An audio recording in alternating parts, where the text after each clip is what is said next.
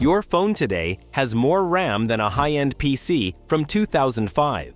To understand how we got here, we need to start with the RAM that dragged computers out of the Stone Age. DDR1 arrived around the year 2000, and it changed everything. DDR stands for double data rate, which simply means it could send data twice per clock cycle instead of once. Just smarter timing. And that one change made computers feel alive.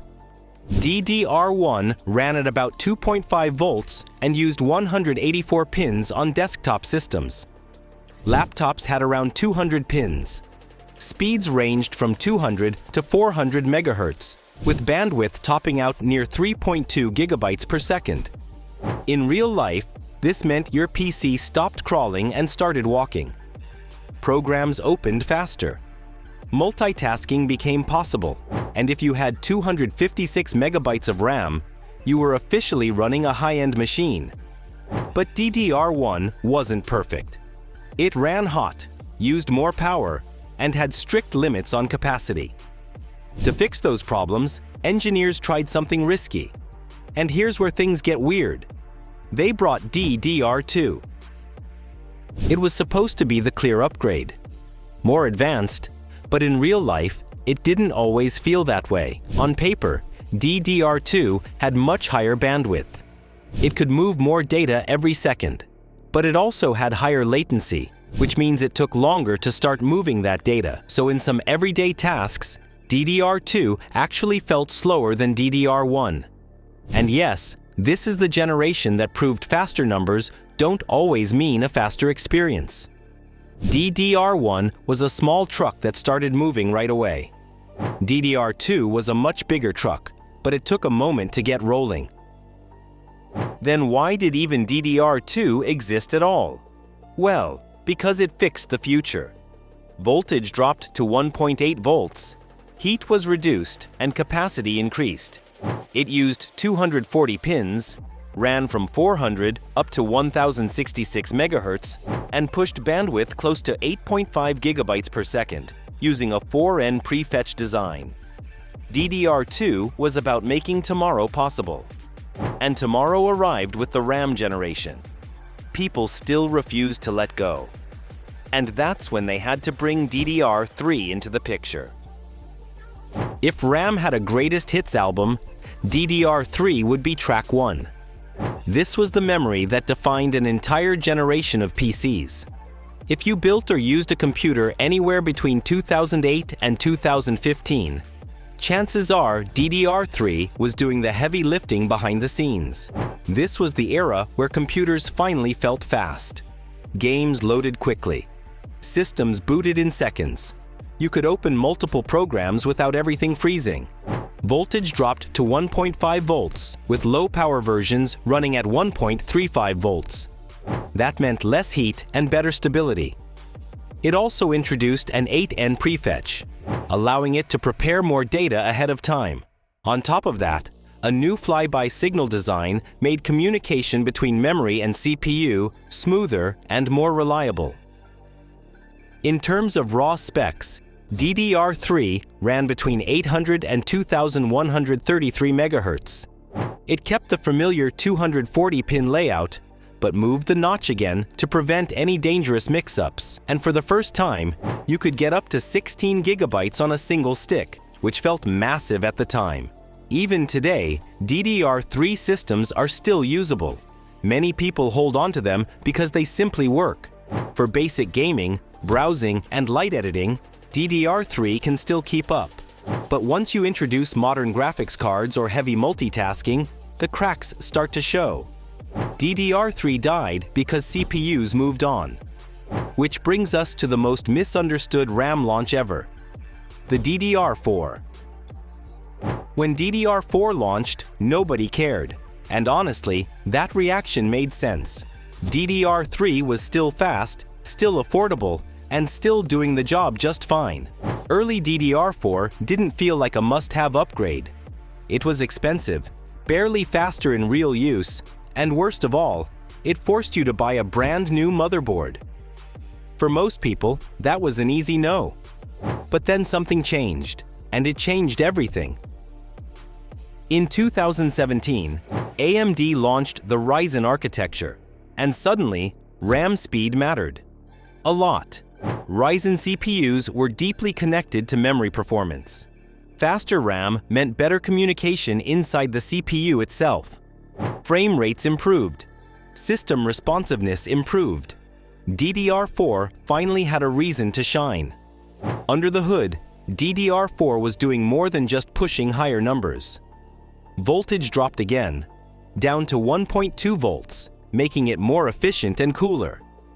The pin count jumped to 288, and speeds climbed from 2,133 MHz to 3,200, 3,600, and even higher for enthusiasts. But DDR4 didn't just get faster, it got smarter. It introduced bank groups, allowing memory to handle multiple tasks at the same time instead of waiting in line. It also added CRC error checking to improve stability and reduce data errors. This was about how the CPU and RAM worked together as a team, and that shift changed modern computing. But DDR4 wasn't the end game, it was the training ground. Quick one, guys. If this is helping you actually understand tech instead of memorizing specs, hit subscribe. Getting back to the point. Why did DDR4 become a sweet spot? Earlier, we said DDR4 didn't just get faster, it got smarter. The key reason is something called bank groups. All it really means is this. Instead of handling one memory task at a time, DDR4 can work on several at once. While one task is waiting, another one is already moving, less waiting, more doing. That's a big deal for modern CPUs. Games, apps, and operating systems don't do one thing at a time anymore. They do many things at once. DDR4 was built for that kind of workload, and it shows. This is also why DDR4 still dominates today.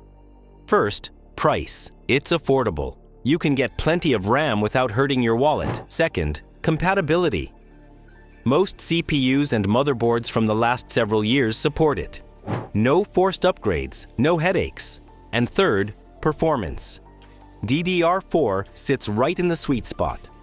Fast enough for almost everything, without the premium cost of newer tech.